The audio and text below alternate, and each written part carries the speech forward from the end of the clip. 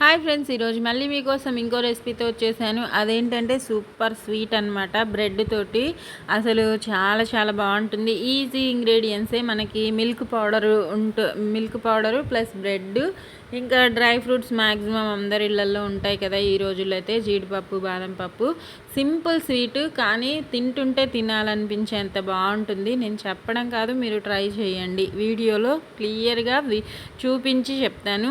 ఈజీగా ఉంటుంది, కాకపోతే ఫోల్డింగ్ చేసేటప్పుడు కొద్దిగా కష్టపడాలి. అప్పుడు మనకి స్వీట్ అనేది రెడీ అయిపోతుంది. అసలు చాలా యమ్మీగా ఉంటుంది. స్వీట్స్ మళ్ళీ చేసుకొని తినాలి అంటే ఈ స్వీట్నే ప్రిఫర్ చేస్తారు. ఎవరైనా గెస్ట్లు వచ్చినప్పుడు కూడా ఇలా చేసి పెట్టండి, ఈజీగా అయిపోతుంది, టేస్టీగా ఉంటుంది. దగ్గర నుంచి చూసేసారు కదా, బాగుంటుంది. నేను చెప్పడం కాదు, కంపల్సరీ ట్రై చేయండి ఫ్రెండ్స్. ఇప్పుడు ప్రాసెస్, ఇంగ్రీడియంట్స్ మీకు వీడియోలో చూపించి వివరించి చెప్తాను. ఏమేమి తీసుకోవాలి, ఎలా చేయాలి అనేది. నా వీడియో నచ్చితే మాత్రం లైక్ చేయండి. యూస్ఫుల్గా ఉంటే మీ ఫ్రెండ్స్ అండ్ ఫ్యామిలీ మెంబర్స్కి షేర్ చేయండి. ఓకేనా? ప్రాసెస్ చూసేద్దాం, వచ్చేసేయండి. దీనికోసం నేను జీడిపప్పు 10, బాదం పప్పు 10 తీసుకొని ఇలా సన్నగా కట్ చేసుకున్నాను. చాకుతోటి పొడవుగా కట్ చేసేసుకున్నాను. మిల్క్ పౌడరు ఇవి 10 రూపీస్వి 2 తీసుకున్నాను. బ్రెడ్ పీసెస్ నేను 9 పీసెస్ తీసుకున్నాను. పాలు కూడా తీసుకున్నాను. పాలు ఎక్కువగా అవసరం లేదు, పాల మీద మేగడ మాత్రమే యూస్ చేసుకుంటాను అన్నమాట. ఓకేనా? ఇప్పుడు ముందుగా అయితే మనం కట్ చేసి పెట్టుకున్న ఈ 2 పప్పుల్లో మిల్క్ పౌడర్ని యాడ్ చేసుకుంటున్నాను. ఇవి 10 రూపీసేనండి, సూపర్ మార్కెట్స్లో ఉంటాయి 10 రూపీస్ ప్యాకెట్స్, చూసి తెచ్చుకోండి. ఓకేనా? నాకైతే 2 పట్టాయి అన్నమాట ఈ రెసిపీ కోసము. ఇంకా ఈ పౌడర్ని వేసేసుకొని చక్కగా చేత్తో మిక్స్ చేసేసుకోవాలి. దీనిలో ఎక్కువగా ఏమీ మిక్స్ చేయని అవసరం లేదు. ఇవి కలిసేలాగా ఈ పౌడర్ ఒక్కసారి కలిపేసుకొని, పంచదార మనం ఆల్రెడీ మిల్క్ పౌడర్లో స్వీట్గానే ఉంటుంది, లైట్గా వేసుకోండి. 1/2 స్పూన్ అంత పంచదార. నెయ్యి కూడా ఒక 1/2 స్పూన్ సరిపోతుంది, ఎక్కువగా అవసరం లేదు. వేసేసుకొని ఇది కలిసేలాగా, ఇప్పుడు పాల మీద మేగడని చెప్పాను కదా, ఇప్పుడే కాగబెట్టుకున్నాను.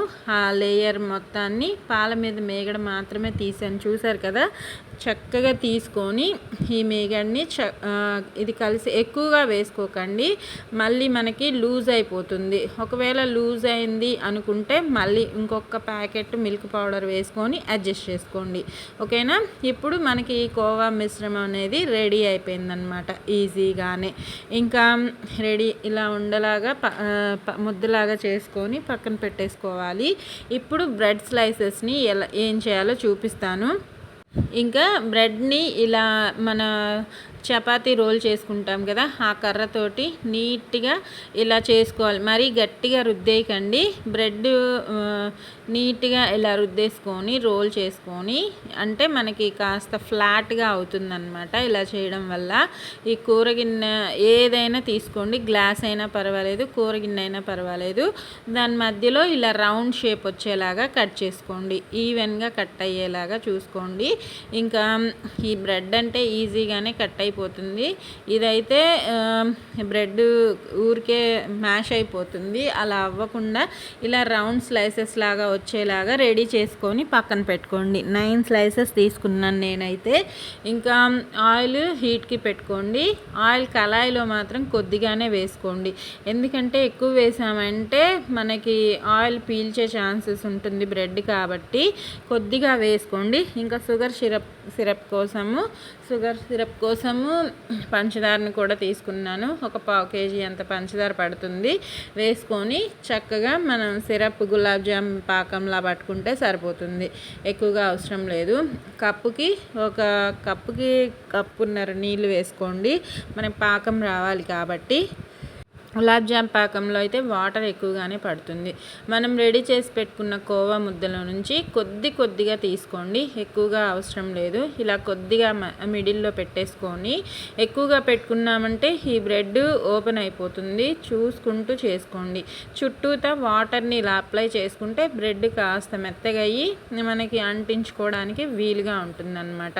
మీరు ఏ షేప్లో అయినా చేసుకోండి. దీన్ని ఇలా అంటుకోలేదు అనుకుంటే, ఒకవేళ ఇలా మనం కోఫ్తాస్ చేస్తూ ఉంటారు కదా, అలా అయినా చేసుకోవచ్చు. మ్యాక్సిమం ఇలా రావడానికి ట్రై చేయండి, ఓకేనా. ఇంకా నీళ్ళతోనే తడి చేసుకొని వీటన్నిటిని ఇలా రెడీ చేసుకొని పక్కన పెట్టేసుకోండి. ఈజీగానే ఉంటుంది, కాకపోతే మన నీట్గా చేసుకోవాలన్నమాట. జాగ్రత్తగా చేసుకుంటే ఇవి విడిపోకుండా బాగా వస్తాయి, ఓకేనా. బ్రెడ్ని బట్టి ఈ రెసిపీ అనేది రెడీ అవుతుందన్నమాట. మంచి బ్రెడ్ తెచ్చుకుంటే ఇలా అవ్వదు. ఇలా చేసుకొని అన్నీ పక్కన పెట్టేసుకోవాలి. మన కజ్జికాయ షేప్ వచ్చేలాగా చేశాను. లాస్ట్ అయితే అవి రాలేదని చెప్పి కోఫ్తా లాగా చేసుకున్నాను అనమాట. అన్నీ ఇలా రెడీ చేసుకున్న తర్వాత మన షుగర్ సిరప్ కూడా రెడీ అయిపోయింది. స్టవ్ ఆఫ్ చేసేసుకొని పక్కన పెట్టేసుకుందాము. ఇది గోరువెచ్చగానే ఉంది, వేడిగానే ఉండొచ్చు, గోరువెచ్చగా అయినా ఉండొచ్చు.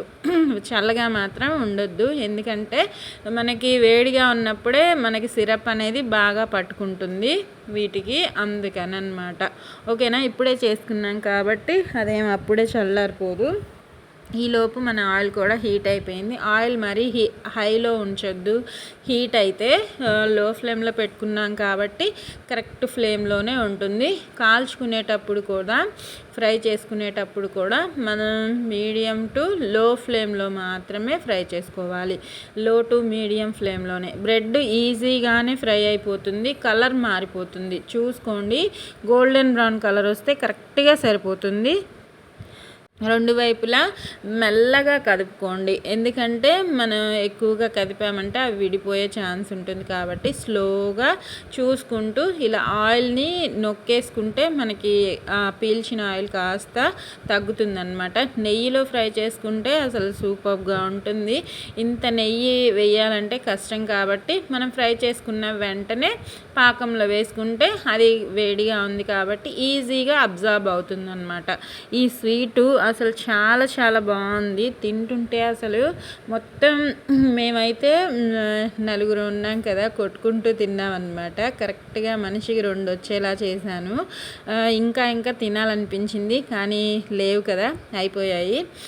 ఇదైతే చేసిన రోజే అయిపోయింది. ఈ స్వీట్ చాలా బాగుంది, అందుకే చెప్తున్నాను. ట్రై చేయండి ఫ్రెండ్స్. ఎప్పుడైనా కొత్త రెసిపీస్ ట్రై చేస్తూ ఉంటేనే మనకు కొత్తగా తిన్న ఫీలింగ్ ఉంటుంది. ఇంకా మరిన్ని వంటలు కూడా చేయాలన్న ఇంట్రెస్ట్ కూడా వస్తుంది, ఓకేనా. ఆరోగ్యంగా తినండి, సంతోషంగా ఉండండి. ఎప్పుడో ఒకసారి ఇలాంటి స్వీట్ చేసుకొని తినండి. నచ్చితే లైక్ చేయండి.